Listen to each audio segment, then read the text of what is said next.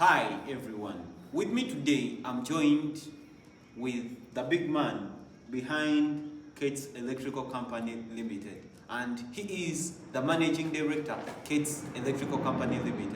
As Bionabiola Bemulaba, he's the in charge of whatever you see on our platform of Cates Electrical Company Ltd. So thank you, Mr. Mike. How is the going out there?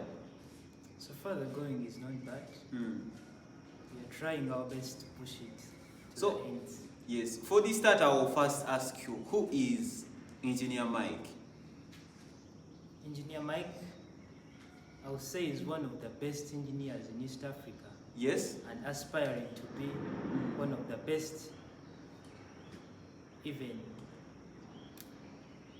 to the ends. Today we are coming to talk about some technical things the electrician out there should be having. And Engineer Mike, I'll pose your question. As you know, many electricians out there do say, I want a big project. Abasinga bagamba twagala big project, big projects. And what are the qualities of you asking for a big project? Like the qualities you're supposed to acquire, to inquire before seeking for a big project, as in before opting for a big project. What are the skills, something like that? What are they? I want us to talk about that specifically. I'll firstly say, for someone to qualify for that big project, you must have the technical experience. Yes. You can't be aspiring for the big project when you don't have the technical experience. As in, what do you mean by saying the technical experience? With the technical experience, yes, like in our faculty or in our field, which is electrical, yes, you must be having skills in electrical installation and maintenance. Yes. So that when they give you something like a big storage building, you have those required skills for it. Yes. You must be having skills in three-phase systems. Yes. Like you are very well conversant with the grid system. Yeah. You must be having skills in probably security systems. Yes. The automation systems. Yes. And so many other skills that qualify you. As in, when you say the automation system, do you specifically mean the PLC and the SCADA system, something like that? Probably mostly with our field, that I won't say that this is the only field, but with the field that we're in right now, which is domestic, I would say automation systems like smart home systems. Yes. Whereby things work in a smart way, smart switches, yes, smart lights, smart curtains. Things are very well automated, smart sound, and all that, smart gates. As in short, you're trying to tell that the electricians who is green about smart home, Alibubi, that's what you're trying to tell. Probably that's not what I would say, but on 100, almost 80% Alibubi. Yeah. So can you give us another point?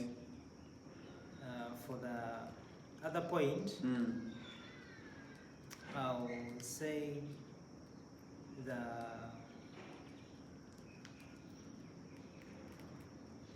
certifications and qualifications. As in, what do you mean by saying certification and qualifications? Back to our question, for you to qualify for the big project, yes, probably someone can't entrust an individual. They can, due to some other factors, yes, but professionally, you must be having the qualifications, whereby you must be having a registered company. Yes. Yeah. And very well branded and known. So what you mean, what you're trying to say, like engineers out there who are craving for big companies, they should first register their company. Exactly. They should register their company. I'm told it's expensive to register a company. Is it true? Or we are just misled? It's a process whereby you handle it step by step. You can't just bump into it. and it's not quite expensive, but you must value what you need. On a rough estimate, how much do you think someone can spend on registering a company? Right now, due to the fluctuating prices, I won't be so exact. Yes. Yeah. So is there another point about someone opting for a big project, as in before asking for a big project, what he is supposed to do? Yeah, the point is there. Yes. Ability to read and produce drawings. Yes. Like for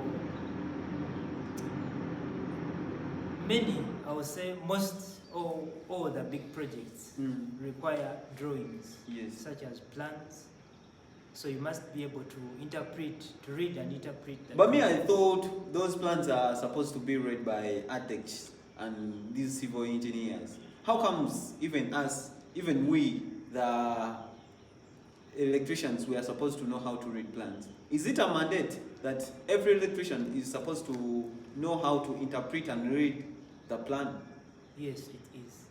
Because plans probably plans when we are in construction, there is a building plan. Yes.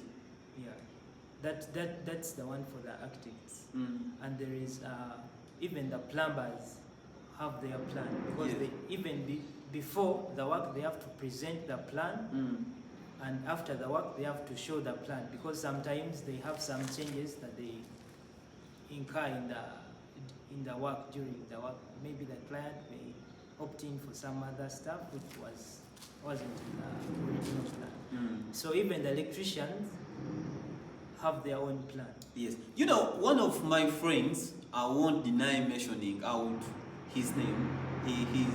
He's called Adam, the CEO in electrical company. One day he posted on TikTok, and he was like, specifically he was telling the client, and he was telling the client that if your technician doesn't know how to draw a plan or to read, neither interpreting a plan, you shouldn't. He should not be your first choice. You should opt for another choice. So, are you also supporting him, or you're quite different? I really strongly support him. Yes. Because if you don't know how to read and interpret the plan, you misplace. That's the layer word that I can use. Let's say when we are dealing with let's say pipe work. Yes. Let's say slab pipe work.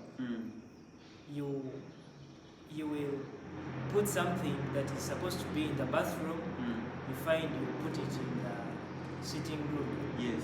Probably when we are still with the slab, we have not yet got the final output or the final picture of the building.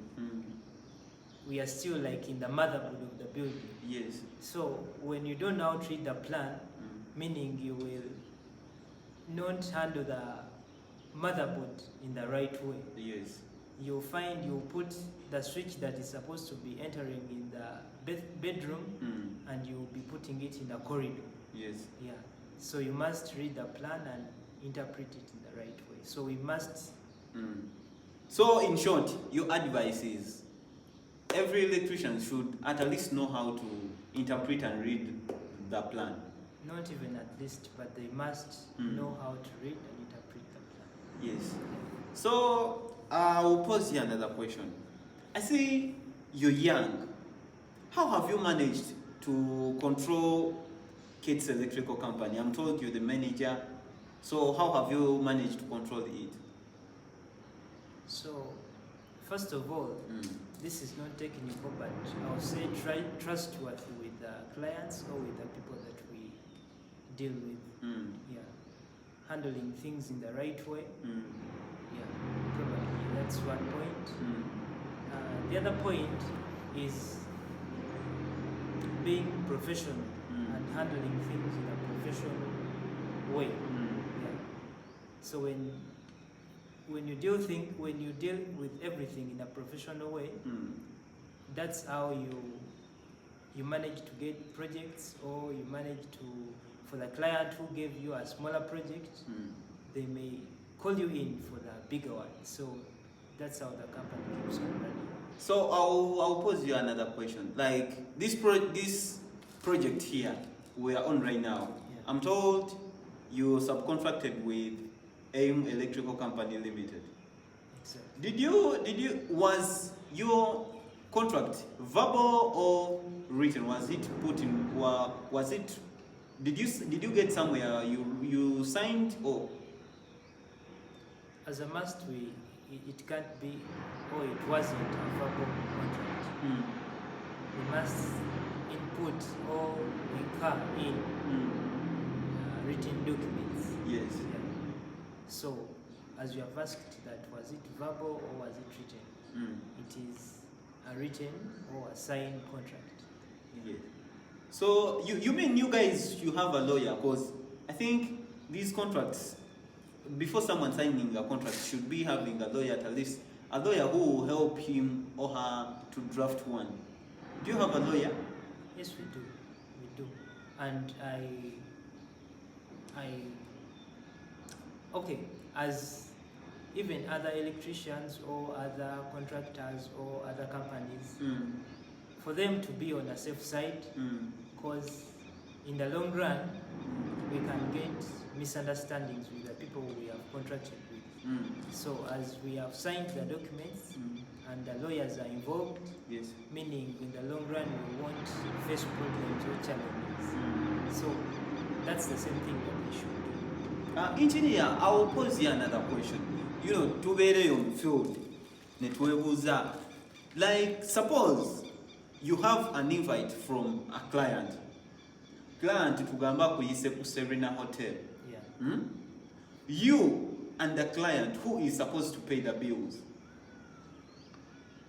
I would say, from my side, I won't speak for the many.